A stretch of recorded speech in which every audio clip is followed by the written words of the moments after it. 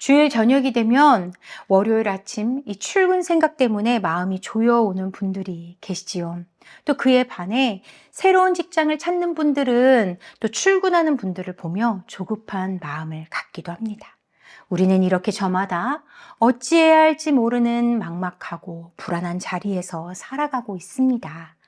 이런 우리의 삶과 예수님의 이 십자가와 부활이 도대체 어떻게 연결될 수 있는지 때로는 너무 멀게 느껴지기도 하죠.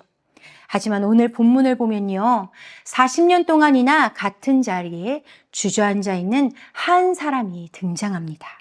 그리고 그에게 예수 그리스도의 이름이 전해지니 놀라운 변화가 일어나는데요. 이처럼 주님의 이름이 우리 삶에 닿으면 새로운 삶이 시작됩니다. 이전과는 전혀 다른 삶이고 또 이전으로는 절대 돌아가고 싶지 않은 그러한 기쁨의 삶으로 변화되는데요. 그래서 우리가 오늘 기억해야 할 첫 번째는 예수님은 우리 삶을 단절시키는 분이 아니라 완전하게 하는 분이라는 사실입니다. 1절을 우리 함께 읽도록 하겠습니다. 제9시 기도 시간에 베드로와 요한이 성전에 올라갈세. 유대인들은 하루에 3번씩 기도하는 습관이 있었습니다. 다니엘도 바벨론의 포로로 끌려갔을 때 왕 외에 다른 신에게 절하면 죽게 될 것을 알면서도 그가 늘 기도하는 대로 하루에 3번씩 예루살렘 성전을 향하여 기도했던 것을 여러분 기억하실 겁니다. 이는 바벨론의 공격으로 성전이 다 파괴됐고 또한 유대인들이 이방 나라로 끌려와서 살고 있는 중이기 때문에 이전에 드리던 그 제사 시간에 맞추어서 기도로 대신하여 하나님께 나아간 것이지요.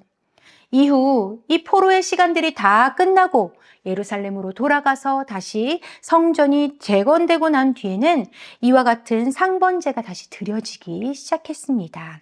이는 세례 요한의 아버지 사가랴를 통해서도 알 수 있는데요. 그는 제사장이었죠. 그래서 그가 직무를 수행하기 위해 분향 시간에 성소에 들어갔을 때 거기서 내게 아들을 주리라 하는 그 천사를 만나게 되지요. 누가복음 1장 8절에서 10절을 제가 읽겠습니다. 마침 사가랴가 그 반열의 차례대로 하나님 앞에서 제사장의 직무를 행하였으 제사장의 전례를 따라 제비를 뽑아 주의 성전에 들어가 분향하고 모든 백성은 그 분향하는 시간에 밖에서 기도하더니 이처럼 상번제는 매일 2번 드려졌어요. 아침과 또한 해 지는 시간인 3시와 9시 이 시간은 우리의 시간으로 다시 말하면 오전 9시와 오후 3시인데요. 이때 이 제사장이 어린 양을 하나님께 드렸지요. 그 시간에 사람들은 밖에서 자신의 죄를 회개하고 또한 하나님께 다시 한번 헌신하는 그러한 고백으로 기도하는 시간을 가졌습니다. 그럼 이렇게 2번 기도하고 또 3번째 기도 시간은 무엇일까요? 이 상번제는 다음날 아침까지 계속 타올라야 했습니다. 그렇기 때문에 사람들이 하루 일과를 마치고 저녁 시간에 기도함으로써 총 하루에 3번의 기도 시간을 가졌던 것이죠. 그리하여 오늘 베드로와 요한도 이 9시 오후 3시에 이 상번제 시간에 맞춰서 지금 성전에 오르고 있습니다. 그런데요, 제자들은요, 예수 그리스도께서 거룩한 어린 양으로서 이 십자가에서 단번의 제사로 모든 죄와 사망을 이기고 그리하여 우리들이 이제 하나님께로 나아가는 그 휘장을 이미 다 찢으셨다는 사실을 알고 있습니다. 그런데 왜 제사 시간에 맞추어서 또 그 성전에 오르고 있는 걸까요? 바로 예수 그리스도께서 행하신 일이 이전의 것을 다 의미 없게 만드는 단절이 아니라 오히려 모두 완전하게 만드셨기 때문이죠. 제자들은요, 하나님이 허락하신 이 제사가 유일한 구원자이신 어린 양 예수 그리스도를 가리키고 있음을 성령을 통해서 깨달았기 때문에 주님으로 인해서 이 완성된 복음의 은혜를 사람들과 함께 묵상하고 또한 선포하기 위해서 성전으로 나아가고 있던 것입니다. 그리고 바로 그때 한 사람을 만나게 되죠. 나면서부터 약 40여 년간 단 한 번도 스스로 걸어서 움직여 본 적이 없는 병자입니다. 그는 움직일 수 없으니 사람의 도움을 받아서 이동할 수 있었고 또 그곳에서도 할 수 있는 일이 없어서 그저 구걸하고 있었습니다. 하지만 더욱 안타까운 것은 그 사람의 몸이 온전치 못한 병자였기 때문에 병자는 부정한 취급을 받아 성전 안에 들어갈 수가 없었습니다. 하여서 그는 하나님에 대한 찬양을 점점 잃어버렸겠지요. 그리고 그가 성전 미문 앞에 앉아 있었지요. 예배하러 들어가는 사람들에게 자신의 이 한계들을 다 내보이면서 은혜의 부스러기라도 얻으려는 마음으로 그것에 그렇게 구걸하면서 있었던 겁니다. 그리하여 베드로와 요한은 이 주저앉아 있는 사람에게 나아가 그가 가지고 있는 그 모든 단절과 한계를 온전하게 하실 유일한 나사렛 예수 그리스도의 이름을 담대히 선포하는데요. 우리 4절부터 6절까지 함께 읽도록 하겠습니다. 베드로가 요한과 더불어 주목하여 이르되 우리를 보라 하니 그가 그들에게 무엇을 얻을까 하여 바라보거늘 베드로가 이르되 은과 금은 내게 없거니와 내게 있는 이것을 내게 주노니 나사렛 예수 그리스도의 이름으로 일어나 걸으라 하고 먼저 베드로와 요한은 병자를 주목하여 바라봅니다. 이는 긍휼의 마음으로 눈을 맞추는 것인데요. 병자는 오랫동안 그 자리에 머물던 사람이죠. 처음에는 아마 사람들도 이 사람을 긍휼한 마음으로 바라보면서 여러 번 그를 도왔을 겁니다. 하지만 40년이 가까운 시간 동안 계속 그 자리에 머무는 사람에게 점점 관심은 줄어들었겠죠. 이제 더 이상 아무도 눈길을 주지 않는 그 사람을 향해서 성령께서 예수 그리스도의 긍휼의 마음을 제자들에게 부어주시니 베드로와 요한의 눈이 그를 향하게 된 것입니다. 그리고 베드로와 요한은 우리를 보라고 말합니다. 눈앞에 주저앉아 있는 사람은 육체의 병과 이 재정적인 어려움뿐만이 아니라 하나님 앞에 나아갈 수 없는 이 영적인 묶임으로 아무것도 할 수 없는 사람이죠.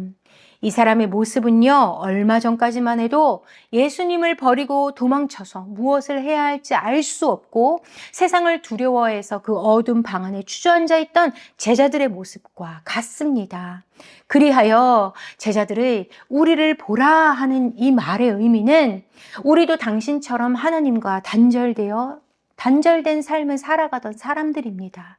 그런데 십자가에 죽으시고 부활하신 예수 그리스도께서 우리를 찾아오셔서 우리의 모든 수치와 끊어진 관계를 회복하시고 성령을 부어 새 사람으로 살게 하셨습니다. 그런 우리를 보십시오라고 말하는 것이지요. 예수 그리스도를 만난 그 생명의 증인으로서 그와 눈을 맞추며 서 있는 제자들인 것입니다. 그동안 얼마나 많은 사람들이 이 병자 앞을 지나갔을까요? 그 중에서도요, 바리새인, 사두개인, 이와 같은 종교 지도자들은 성전에 올 때마다 병자를 보면서 그를 일으켜줄 생각보다는 그에게 하나님의 은혜를 전하기보다는 대체 그가 무슨 죄를 지었길래 이러한 모습으로 이렇게 하찮은 인생으로 살아가는가 라고 하면서 단절을 더욱 확정 지었습니다. 자신은 거룩하고 고귀한 사람인데 반하여 이 구걸하는 병자는 하나님께 버림받은 사람으로 여길 뿐이었죠. 이처럼 우리도 혹시 내 마음에 내가 남들보다 더 위에 있다고 여기는 그런 마음이 있다면 우리는 교회 안에서뿐만 아니라 교회 밖에서도 주님을 필요로 하는 자에게 눈을 맞힐 기회를 놓치게 될 수 있습니다. 나도 주님이 없이는 당신과 같이 주저앉은 인생이라는 이러한 겸손하고 긍휼한 고백은 더 이상 우리 삶에 일어나지 않게 되는 것이죠. 존귀한 아이비교회 성도 여러분, 예수님의 십자가와 부활의 은혜는 어느 한 사람도 빠짐없이 다 죽을 수밖에 없는 죄인이기 때문에 필요한 것입니다. 우리는 어느 누구도 우리가 행한 어떤 공로를 인정받아서 구원의 은혜를 누리게 된 것이 결코 아닙니다. 그저 주님이 우리를 먼저 사랑하시고 자신을 아낌없이 내어주셨기 때문에 이 영원한 생명을 누리면서 아름다운 주님의 증인으로 사는 은혜를 입은 것입니다. 그리하여 이 예수 그리스도의 사랑과 생명을 받은 자는 이 주님이 긍휼히 여기시는 한 영혼을 향하여 나아갈 수밖에 없다는 사실입니다. 주님과 단절되어 있는 사람을 향해서 나도 주님이 아니면 아무것도 없는 인생이지만 나에게는 세상 그 무엇보다 귀한 주님이 계십니다. 가장 귀한 주님을 당신에게도 전해드립니다. 주님이 당신의 삶에 닿을 때 놀라운 생명과 회복을 주실 것을 믿습니다 하며 단절된 삶이 아니라 온전케 하신 주님의 크신 이름을 증거하는 우리가 되기를 주님의 이름으로 축복합니다. 이어서 두 번째로 기억할 것은 성도는요, 복음을 입으로 설명하는 자가 아니라 삶으로 증명하는 자라는 사실입니다. 베드로와 요한을 보십시오. 이 성령의 충만함을 입은 자들은 지금 예수 그리스도로 가득 찬 인생을 살고 있습니다. 주께서 너희는 내 증인이 되리라 말씀하셨지요. 이렇게 새롭게 세워주신 삶이 단순히 예수를 믿으세요 하는 이 말을 넘어서 예수님을 드러내는 그 증거물이 되어 살아가고 있습니다. 법정에서도 이 증인이 하는 일이 무엇입니까? 누구에게 들은 소문이나 그럴싸한 말을 지어내는 것이 아니죠. 자신이 직접 보고 듣고 경험한 사실을 진술하는 사람들입니다. 그리하여 지금 베드로와 요한은 우리를 보라 하며 예수 그리스도를 경험했기 때문에 이와 같은 고백을 하고 있는 것입니다. 그리고 이에 그치지 않고 더 나아가 자신 안에 거하시는 예수 그리스도를 믿음으로 전해줍니다. 복음의 증인으로 사는 삶은 우리 스스로 행하는 것이 아니라 성령이 임하여 주시는 권능이 필요한데요. 왜냐하면 사람들이 아는 예수님은 어떠한 분입니까? 십자가에 처형된 분입니다. 그분이 죄인이 아니라 거룩한 어린 양이요, 우리의 유일한 구원자이다, 하나님의 아들이시다 라는 이 사실을 선포할 때는 수많은 오해와 핍박이 따라옵니다. 때문에 증인으로 살아가는 삶은 사람들의 그 이해의 한계를 무너뜨리는 것이고, 또한 예수님보다 우리의 안위를 더 중요하게 생각하는 이 이기적인 한계를 넘어가야 하는데, 제자들과 우리는 어떻습니까? 누구보다 겁이 많지요. 또 자신을 위한 선택으로 금세 기울어지는 자들입니다. 그렇기 때문에 이 성령의 권능을 입어서 주님의 증인으로 서야 하는 것이지요. 제자들이 성령의 권능을 받고 나니 어떻습니까? 이제 남들이 나를 어떻게 볼까? 그것을 생각하지 않습니다. 우리 안에 있는 예수 그리스도가 세상 그 어떤 것보다 가장 귀하고 강하도다. 우리에게 모든 것을 주시는도다. 라는 것을 성령으로 깨달아 알았기 때문입니다. 그리하여 베드로와 요한이 나사렛 예수 그리스도의 이름을 선포하자 어떤 일이 일어났을까요? 우리 7절부터 10절까지 함께 읽겠습니다. 오른손을 잡아 일으키니 발과 발목이 곧 힘을 얻고 뛰어서서 걸으며 그들과 함께 성전으로 들어가면서 걷기도 하고 뛰기도 하며 하나님을 찬송하니 모든 백성이 그 걷는 것과 하나님을 찬송함을 보고 그가 본래 성전 미문에 앉아 구걸하던 사람인 줄 알고 그에게 일어난 일로 인하여 심히 놀랍게 여기며 놀라니라. 40년 동안 아무 감각이 없던 이 발과 발목에 힘이 생겨서 서기도 하고 걷기도 하고 뛰기 시작합니다. 그런데요, 그의 몸만 회복된 것이 아니라 이 예수 그리스도의 이름이 그의 삶에 닿으니 이 땅만 보며 구걸하던 자가 이젠 성전으로 뛰어들어가 주님을 찬송하기 시작하죠. 가장 놀라운 것은 그의 다리가 회복되어서 그가 가장 먼저 한 일이 바로 성전으로 들어가서 예배자로 세워졌다라는 사실입니다. 40여 년의 시간 동안 그가 진정으로 원하던 것은 하나님을 예배하는 예배자로 서는 일이었던 것이지요. 그리하여 우리도 이렇게 매주 예배드리는 이 모든 일이 참으로 우리에게 일어난 진실하게 놀라운 일인 것을 우리가 기억하기 원합니다. 우리는 변화받은 사람입니다. 변화받지 않고 예배자로 설 수 없는 것이죠.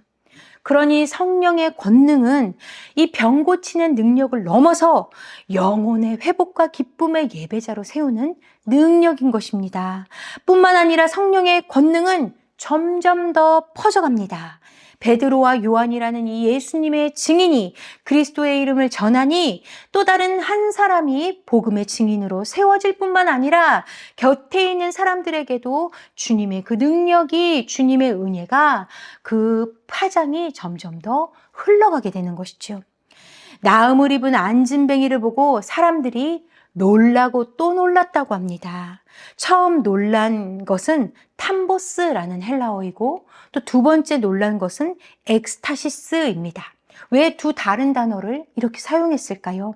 탐보스라는 말은 이 말문이 다 막히는, 탐보스는 이 말문이 다 막히는 경외함, 거룩한 두려움이라는 의미로서 이해하기 어려운 이 하나님의 권능이 우리 삶에 임했을 때 하나님이 너무나 가까이 계심을 느끼기 때문에 이 두려워하고 경외하게 되는 그러한 놀람입니다.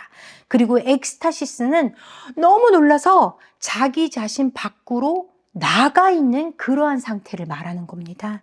다시 말하면 예수 그리스도의 이름이 선포되었더니 그로 말미암아 새롭게 된 인생을 보고서는 이 사람들도 하나님이 가까이 계심을 깨닫게 되고 그들 안에 굳어져 있던 모든 편견과 교만이 다 바깥으로 나가게 된 것이죠. 성령께서 이 모든 일을 행하신 것입니다. 그리하여 이 예수님으로 채워지기에 합당한 상태로서 이 주위에 있는 사람들까지 준비시켜 주신 것이지요. 존귀한 아이비교회 성도 여러분, 우리에게 병 고칠 능력이 없기 때문에 우리는 예수님의 증인으로 살아가기 어려운 것일까요? 그렇지 않습니다. 우리 안에 거하시는 예수 그리스도는 예수님을 배신했던 제자들을 신실한 증인으로 만드시는 능력의 이름이시고 또한 평생 주저앉아 있던 자를 일으켜 기쁨의 예배자로 회복하시는 능력의 이름이십니다. 그러니 예수 그리스도의 이름을 더욱 믿음으로 기도하시기를 축복합니다. 먼저는 무너진 우리의 믿음을 세워주시기를 기도하십시오. 또 우리 곁에 사랑하는 이들의 그 주저앉은 믿음을 일으켜 주시기를 늘 기도하시기를 축복합니다. 네, 이미 기도하고 있으시지요. 하지만 지금까지 오랫동안 기도했을지라도 또 당장 변화가 일어나지 않을지라도 포기하지 말고 낙심하지 말고 또 변화되지 않는 그 상대방을 비난하지 말고 또 내가 기도한 시간과 노력과 열심을 의지하지 않고 오직 우리 주 예수 그리스도께서 성령을 통해 행하실 온전하고 완전한 일을 기대하며 기도할 때 우리 삶에 찾아와 주신 예수께서 반드시 사랑하는 가족과 이웃과 이 믿음의 공동체에게 놀랍게 임할 것이요 또 한 사람의 증인을 세우시는 새 일을 행하실 것을 믿습니다.